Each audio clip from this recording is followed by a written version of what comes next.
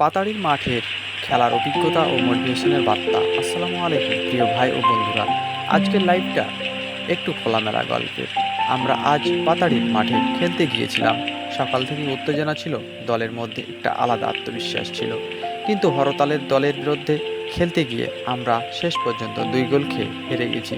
হ্যাঁ, আমরা হেরেছি, কিন্তু ভাই আমি বলবো এই হারও আমাদের জয়ের প্রথম ধাপ। পাতাড়ির মাঠটা সুন্দর, খোলামেলা, কিন্তু প্রতিযোগিতা ছিল কড়া। খেলাটা কঠিন ছিল, তবে আমরা নিজেদের সাধ্যমতো খেলেছি। এখন দরকার নিজেদের ভিতরে কিছু মডিফিকেশন আনা। মডিফিকেশন মানে কি? আমি আজ শুধু খেলোয়াড়দের বলবো না, সবার জন্য বলছি। মডিফিকেশন মানে বাইকের মডেল চেঞ্জ না, নিজের চিন্তা চেঞ্জ, নিজের অভ্যাস বদলানো, দুর্বলতা থেকে শক্তি তৈরি করা। মাঠে আমরা বুঝেছি কোথাও দুর্বলতা আছে, কে কোথাও সাপোর্ট চায়, কার স্ট্যামিনা কেমন, কে কোথাও ঠিকমতো পাস দিতে পারছে না। এসব আমাদের শেষের জায়গা, সান্ত্বনার, অনুপ্রেরণার কথা। হার মানে ব্যর্থতা না, এটা এক ধরনের ট্রেনিং। রাসূল সাল্লাল্লাহু আলাইহি ওয়াসাল্লাম বলেছেন, বুদ্ধিমান সে যে নিজের ভুল থেকে শিক্ষা নেয়। আজ আমরা যদি এই হার থেকে কিছু না শিখি, তবে হারটাই বৃথা।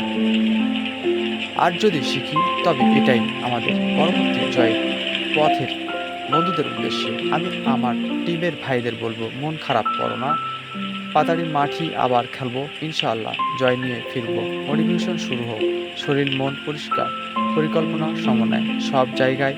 মাঠ মাঠে হারলে মন থেকে হারবো না, কারণ মন যদি শক্ত থাকে তাহলে কোনো কিছুই আমাদের ঠকাতে পারবে না।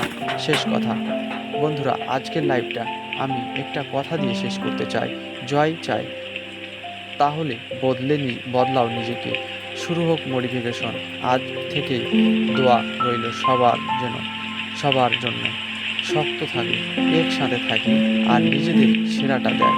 পাতাড়ির মাঠে হেরে গেলেও আমরা জয় হব আগামীর মাঠে, ইনশাআল্লাহ। আসসালামু আলাইকুম।